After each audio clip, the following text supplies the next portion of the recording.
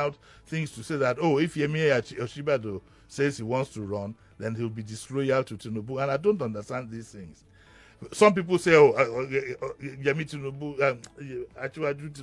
made Osinbajo. Did he send him to school?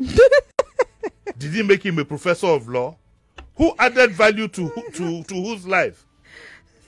All through the tribulations that Tinubu had, Yemi was, or Jebi, like we call him, was providing the legal whatever. So let's get this right. The fact that you made somebody commissioner to come and serve like you are also serving as the governor doesn't make him subservient to you for life.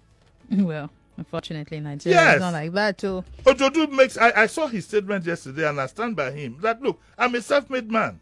Nobody made me. Fine, in association with this gentleman, a few things happened. So what? And when I hear people, some of his supporters say it was Achiwaju that made Osinbajo. Take away governor and take away vice president, head to head. Who is senior? The man is a professor of law. Come on, at a very young age. So let's get this right and stop mixing apples with oranges. Yemi Osinbajo is going to run. How do you? I know that as a fact. Oh yeah, put money. He's going to run. Corbett. He's going to run. Yeah. You didn't put money. You want to twist your finger. How much are you putting on that? What if he changes his mind? He's going to run, and guess what? He'll probably be the most intellectually endowed candidate we ever had. He'll probably be the most. The man is a legal genius. Let's call a spade a spade. Yeah. He was a professor at, was it 30 what?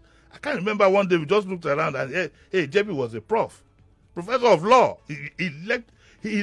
Okay, if you want to go along that path, do you know how many judges, quote and unquote, he has made? Having been there. He has made. So let's and one thing I would love if the APC would entertain us a little bit. Let us have a debate between himself and Asiwaju and all of the aspirants. There must be, of course, a presidential debate. The party let us have a debate. Then we'll know who is who. He's probably the most intellectually endowed candidate we are going to have so far. We have some of them are also very sharp-minded. I'm talking of presidential candidates. Yes, I'm also talking about the presidential candidates. Some of them are also very, sharp-minded. I did not say sharp-minded. I said intellectually endowed. And we're saying the same thing. You say you are not saying the same thing. No, I'm not. No, don't even start like that. I want me sharp, but more way. There's a difference between being sharp and being intellectually endowed. I'm like, let's go home. I am sharp, but I'm not intellectually endowed. Let's go home. I can't take